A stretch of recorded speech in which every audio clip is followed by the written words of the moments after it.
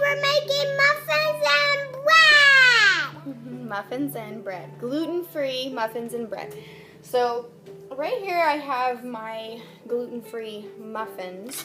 Now I'm not going to go through all the details of the recipe right now because this recipe is very similar to the gluten-free pancakes that I already did. So if you go back through the videos, you can find the gluten-free pancakes. But I do want to tell you guys a couple quick things about doing some sort of muffins or cupcakes. I always recommend using these little cupcake liners. They're very cheap, not expensive, but it saves you in a couple of ways. Using some sort of cupcake liners will help you on cleanup, because then you don't have all the batter that sticks to the sides. And the other way it helps you is that you don't have to use as much grease or butter or oil to grease the pan. So therefore, your nutritional, you're going to be a lot better with your nutrition because you're not going to be having as much fats and oils added in. You can avoid those extra fats and oils. She's not a fan of that. She must really like butter and oil.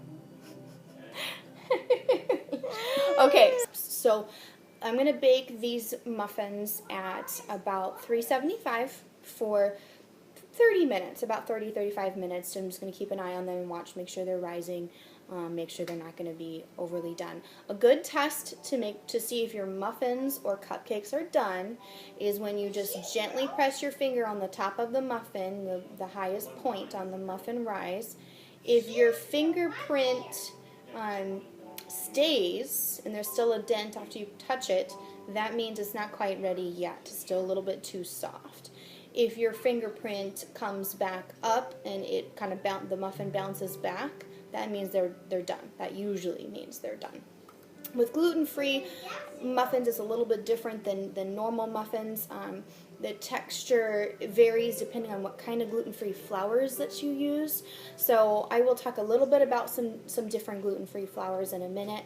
And then I wanted to share a couple things I did add into this muffin recipe. I'm not going to go through the details of the muffin recipe because it's very, very similar to the gluten-free pancakes that I already did in another video. So if you want to see that, you can go back and look at one of the other videos, and I'll also post the recipe in the comments.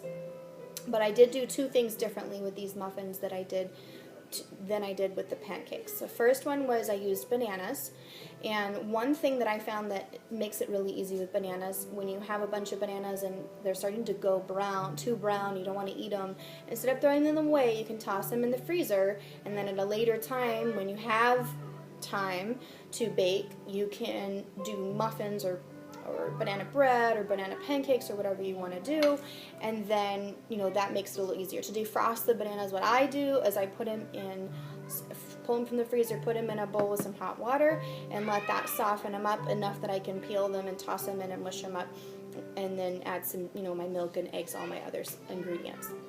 The other thing with these muffins that I did add was I like to add berries. You can use fresh berries if you want. That's totally fine. I oftentimes actually use frozen berries for a couple of reasons. One, it's a little more cost effective for me. I've found that I can buy a huge bag of a variety of berries, a nice blend of blackberries, raspberries, strawberries, sometimes even cherries, depending on what's on sale that week, and then it'll last me a long time. And then the other thing is when I put frozen berries in and then I mix up my batter, it doesn't mush up the berries like it does with fresh berries.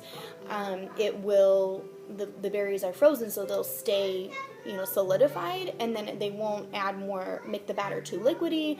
I found with fresh berries sometimes they'll kind of mush up and add more liquid and turn all the whole muffins purple or pink or something like that, because the juices from the berries are kind of getting blended in. So those are the muffins. I'm going to throw those in and start cooking those. And then we're also doing some gluten-free bread today. So I've got my mixing bowl, and this recipe I will post in the comments, but what I usually do for gluten-free bread is I use an all-purpose gluten-free flour. So I wanted to tell you guys just a little bit about, what is gluten-free flour. And because a lot of people will ask, if I'm coming over to their house, what can you eat? Can you have potatoes? Can you have, because sometimes people will think gluten is any kind of starch or carbohydrate. So basically, gluten, if you don't already know this, is the wheat protein from, you have your wheat grain plant, and that's what they make most flours out of, at least in America. Most of your baking flour is made from some sort of wheat flour, and then they process it, and they'll sometimes bleach it if it's for white flour, or they'll do different things with it. They'll process the wheat different ways depending on what the purpose is. But that wheat plant, the protein molecule in that wheat plant is gluten. Just like you have with dairy, you have whey protein, you've got soy protein, you've got pea protein. All these different plants have different types of protein. Even corn has a protein molecule that's part of it as well. So for people like me that have either an intolerance, an autoimmune condition, celiacs, whatever it might be, our immune system overreacts to the gluten protein found in wheat byproducts, anything made from the wheat plant. So we have to avoid anything that's made from that wheat plant. So that includes wheat flour, whole grain wheat flour, and sometimes even oat flour can have gluten in it, depending on how it was processed, where it was processed, those kinds of things. So most all-purpose gluten-free flours will have some sort of rice flour, some sort of potato flour or potato starch. Sorghum, which is a plant that has more of a gummy, sticky texture, but you can't tell in the flour because they dry it out. When it's blended with other flours, it helps the flour and whatever you're baking to stick together, congeal together a little bit more, so you're not having your baked goods really crumbly and dry and falling apart. All-purpose gluten-free flour will sometimes have some sort of corn flour, sometimes some type of oat flour. There's a lot of different plants out there, as you know, so there's a lot of different types of flour.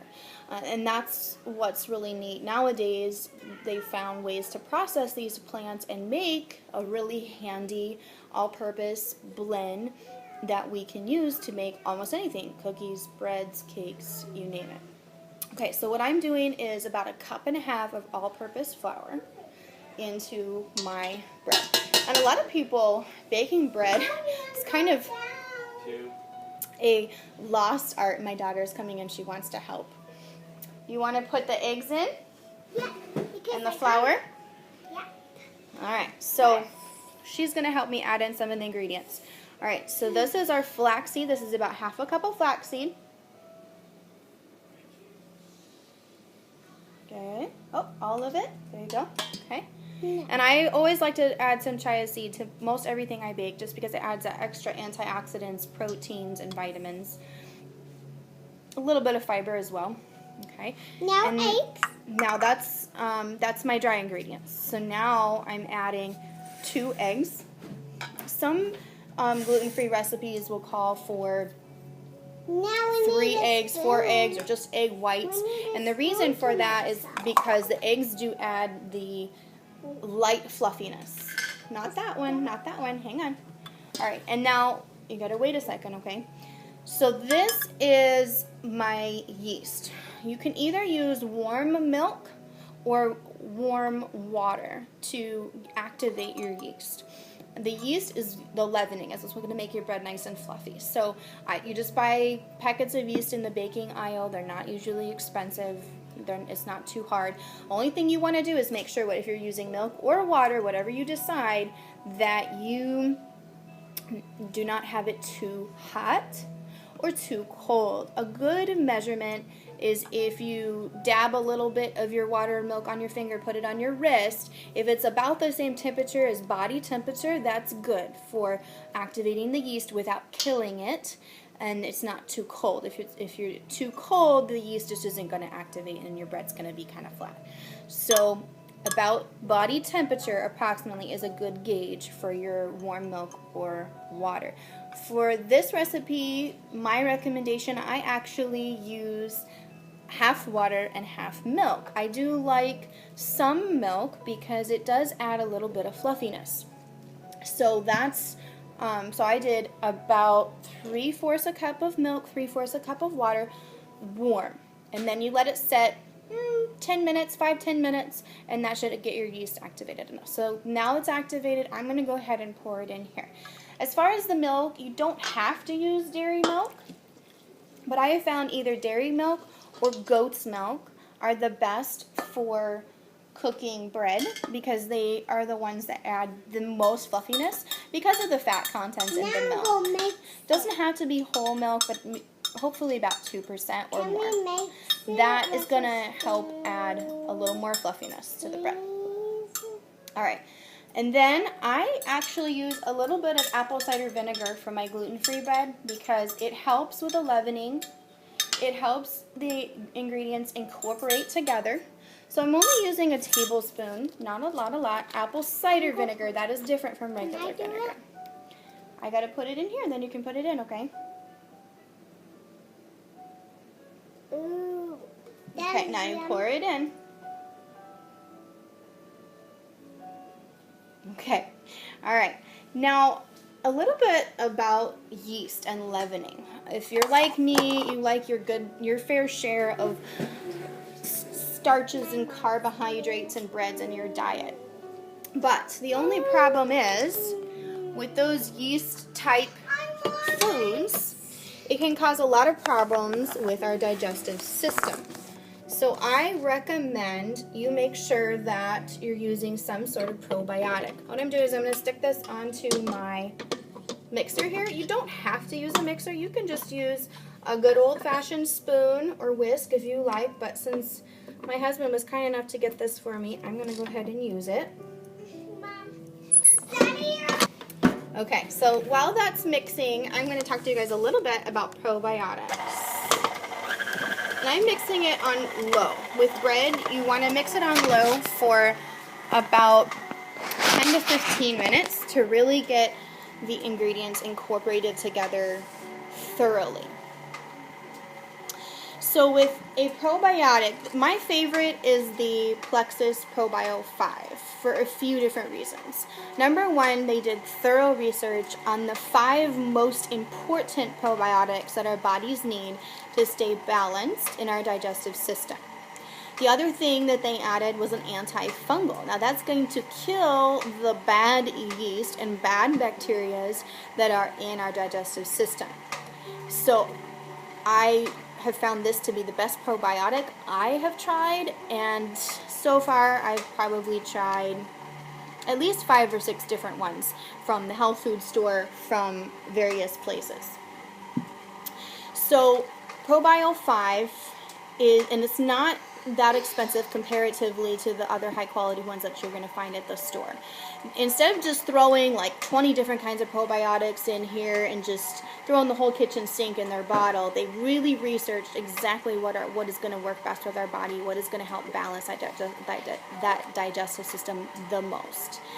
The other thing that they did is they super froze the probiotic component of this so that when you swallow it, it's not going to get killed by the stomach acid. It will be traveling all the way down into your digestive tract where it's needed before it starts to be dissolved because it is super frozen. It takes that long for it to be activated. So that's going to allow optimum absorption into your system and allow you to get the probiotics in the part of your digestive system that it's needed. Most probiotics nowadays, even the ones that say refrigerate, are still not surviving long enough to get all the way down into the part of the digestive system that we really need. So make sure that you are researching your probiotic, and I highly recommend the Plexus probiotic if you're looking for a really good one. It's worth a try, and the nice thing that I do like with this company is if you try it for 60 days and you don't like it, they'll give your money back. So you really have nothing to lose to try their probiotic.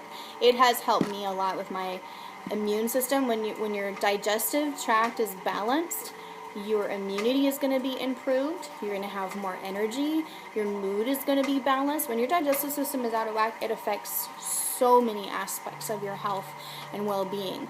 It affects your hormones. It's going to affect your ability to absorb nutrition, which affects your fatigue level, your ability to sleep. When your digestive system is not happy, you usually don't sleep well. I could probably talk for another hour about that, but I just wanted to make sure you guys know about this because it's made a big difference in my digestive health. Alright, so with this bread, it looks like it's almost there. I'm going to let it mix for a few more minutes, and then I'm going to put it in the oven. I like to cook bread at about 350 for an hour, depending on how you can take this batch and put it into 2 smaller loaves or 1 big loaf. The 1 big loaf, you want to make sure it cooks a good hour. 2 smaller loaves, probably closer to 40-45 minutes. Just watch it, keep an eye on it. You can do the finger test on top, and you can also take a little like toothpick and dip it into the center to see if it comes out gooey or not, and that's a good way of knowing if it's done. So I hope you guys enjoy, and bread is not that hard to make, even though a lot of people don't make it these days. Bread is actually fairly simple. It doesn't take as much time as you might think. So enjoy and have a great day.